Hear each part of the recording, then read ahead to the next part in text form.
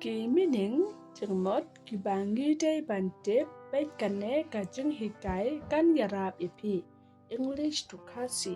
ada pio sneu chừng mình tôi na kane ka video wanam kalat ban share lem shiki perlok lene haying hasem jong pi wanam kalat ro ban like share and subscribe ya kane ka channel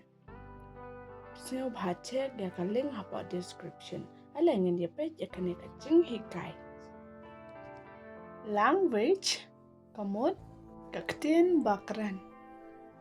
legible bashai legislature kakun hon kinang thao ain lotion kaching ta las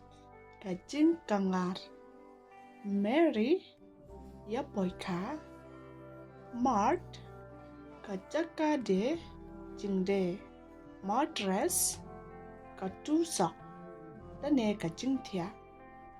measure san ta ne panchanai maximum ba he e medication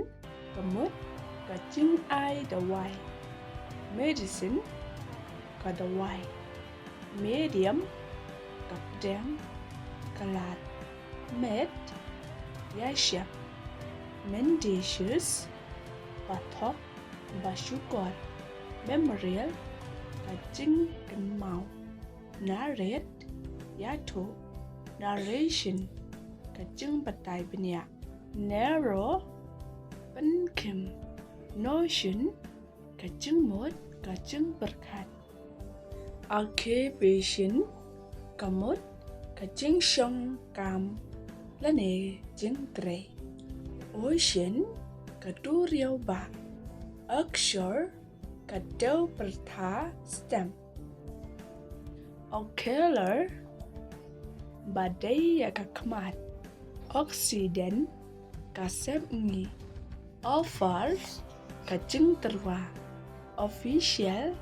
badai shapang kakam office once she seen opiate kadawai yok thia ordinal banyo ne kdau ter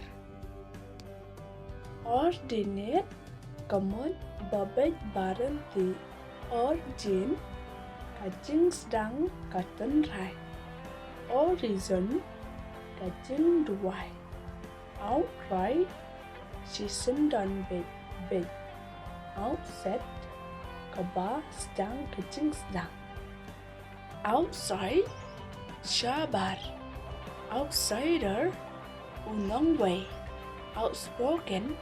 bakran slur outstanding badangsa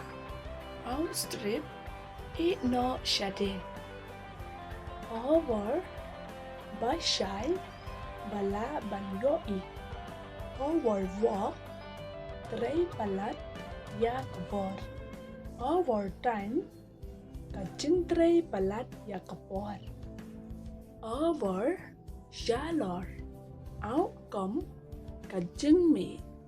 ornament kaching deng orphan ukun sweat outdoor bashabar outfit karyam pura operative battery cap. Don't forget like, share and subscribe.